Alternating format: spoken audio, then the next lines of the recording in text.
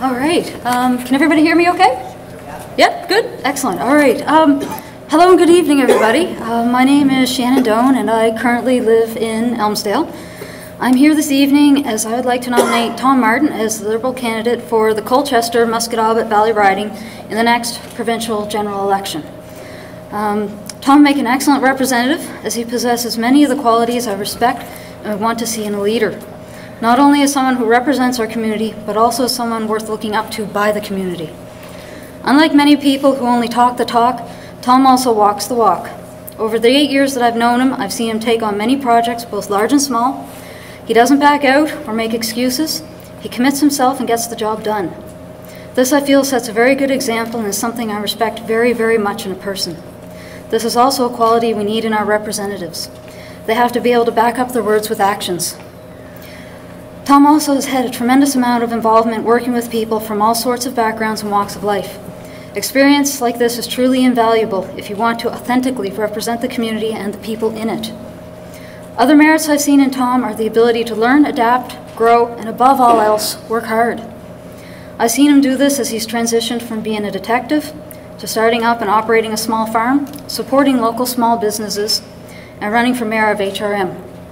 His sincerity, hard work, and desire to serve the community show in almost everything he does. For all these reasons and more, I'd like to nominate Tom Martin. Thank you very much.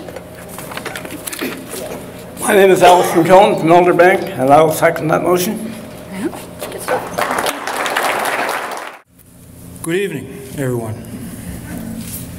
Honorable Steve McNeil, members of the riding executive, and especially each and every single one of you that have taken your own time to be here tonight. Thank you very much. I would also like to mention my fellow nominees, Ellen, Durkee, and Jim Burrows. My partners in this selection process, Ellen and Jim, I'm honored to stand here with you both. I believe that the very best way to predict the future is to create it. That's what we're going to do in this next election. In our towns, in our villages, in this riding, and throughout this entire province. In this hall tonight, in this riding that we call home,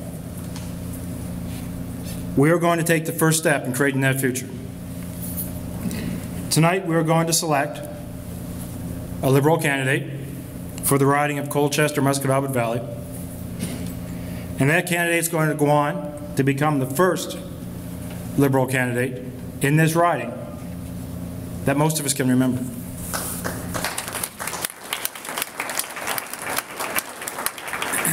You can't be chewing up my time. In the next provincial election, which will take place the very next time Darrell Dexter steps outside and sees his shadow, we're going to elect a Liberal government. And a Liberal government that believes by the standard, or in the standard, of what we do together, and what we do for each other. I believe government has an obligation and a duty to its people, especially those in our communities that are our most vulnerable, our seniors, our children, our poor, and our homeless. I served in public service for 30 years as a police officer. 15 of those years I was a homicide investigator, and 20 of those years I was a hostage negotiator. And I can tell you that the skills that I learned as a negotiator and as an investigator have served me well throughout my entire life. I learned true communication, when to talk, when to listen, how not to judge. After I retired, I accepted a position in the private sector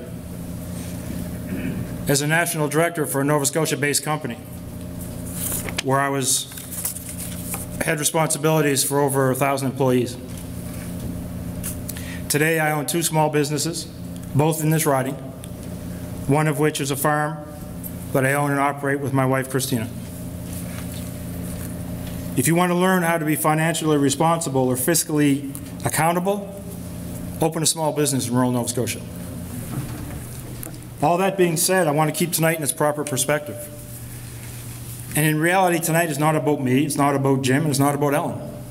It's about you, your communities, and the course you want to take to make this place we call home a better place for us, our children, and our grandchildren.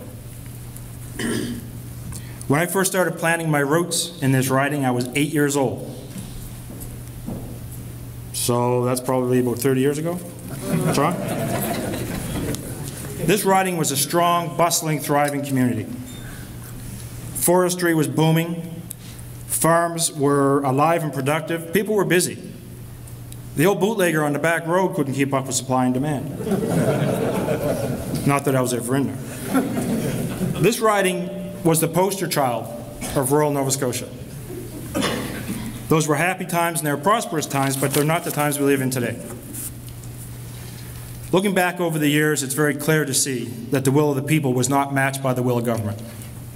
And we can blame that on amalgamation. We can blame that on MacTerra closing up. Some will blame it on the fact the bootlegger died.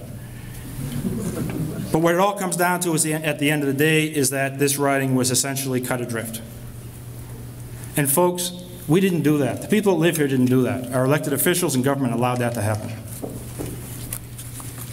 If you choose me tonight as your Liberal candidate and I go on to become your next MLA, I know when I go to Stephen McNeil and to the legislature with an idea, with a proposal, or to put forward a motion, the answer I get back is not always going to be yes. But as your representative, I will refuse no as the only answer.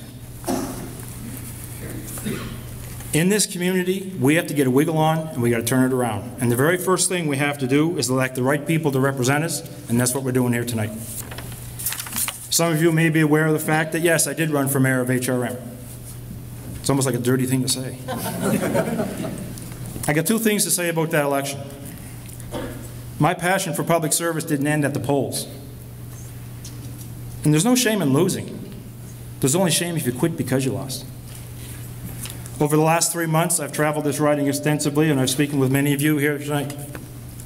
And one of the things that have become very clear is that in this riding, we lack sustainability. That is the ability to meet today's needs while ensuring we're able to meet the needs of the future. Sustainability requires both the will of the people and the will of government. And we must make sure that those we elect understand this, believe it, and will support it. We must invest in small and local-based business in this riding. And that does include farming. It's a known fact that small business makes for a strong economy, not big business. In this riding and throughout rural Nova Scotia, our basic infrastructure must focus on roads and communication. Without decent roads to travel on, without communication basics like high-speed internet or even simple cell phone coverage, how can we expect, logically, to attract new business, to open new business, or to even compete in the business world? To be sustainable, we need to create communities in which our children and others can freely choose to live and prosper. People must have jobs, or at the very least, have the ability to create their own jobs.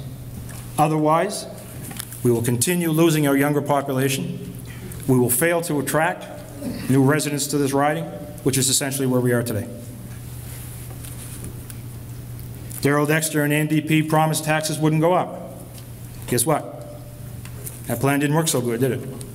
Taxes did go up. And somehow they managed to mess up $27 million along the way. We got Jamie Bailey now promising to magically and mystically decrease taxes. Enough. Enough. As representatives of the people, politicians must focus on the people, not by giving them empty promises,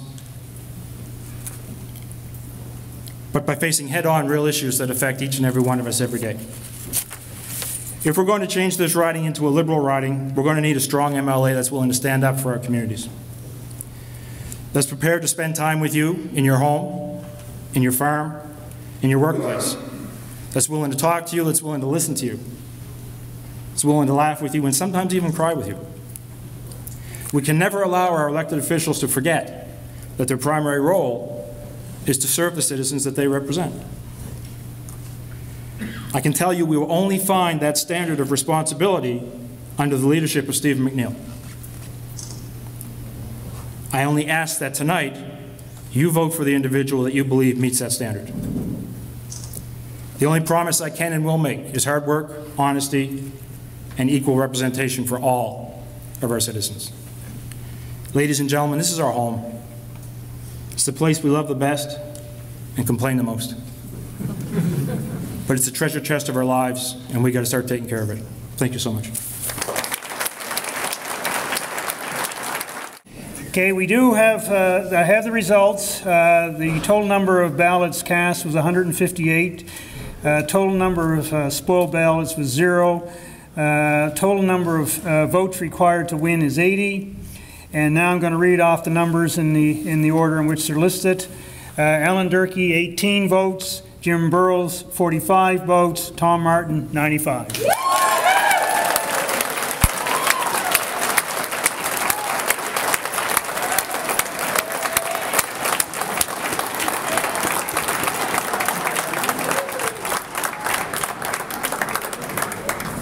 Tom, would you like to come up and say a few words?